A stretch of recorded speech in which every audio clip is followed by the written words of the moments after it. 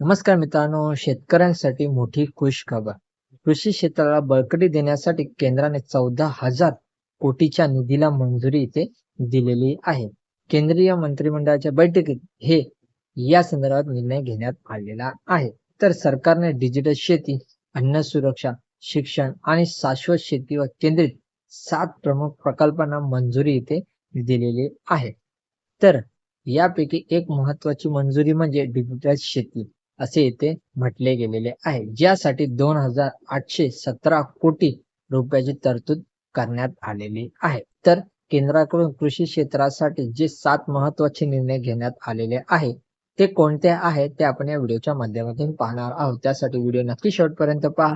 महत्वपूर्ण माहिती आहे आणि चॅनल नवीन आला असेल तर चॅनलला सबस्क्राईब करा. तर मित्रांनो, सर्वप्रथम केंद्रीय मंत्रिमंडळाने 2,817 कोटी रुपयाच्या डिजिटल कृषी मिशनला मंजुरी इथे दिली गेलेली आहे. दुसरं आहे पीक विज्ञानासाठी 3,979 कोटी रुपयाच्या योजनांना सुद्धा इथे मंजुरी देण्यात आलेली आहे. तिसरं आहे कृषी शिक्षण आणि व्यवस्थापन मजबूत करण्यासाठी 2,291 कोटी रुपयांचा कार्यक्रम जाहीर करण्यात आलेला आहे.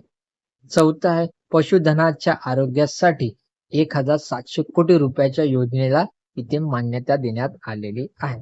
पाचवं आहे फलोत्पादन क्षेत्राच्या शाश्वत विकासासाठी 860 कोटी रुपयाचा निधी मंजूर करण्यात आलेला आहे.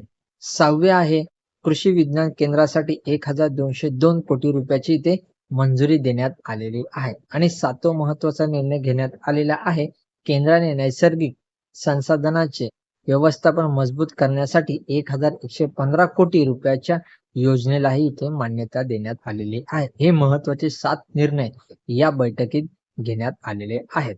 तर मित्रांनो, व्हिडिओ आवडले असेल तर चॅनलला सबस्क्राईब करा आणि तुमच्या मित्रांपर्यंत नक्की शेअर करा. धन्यवाद.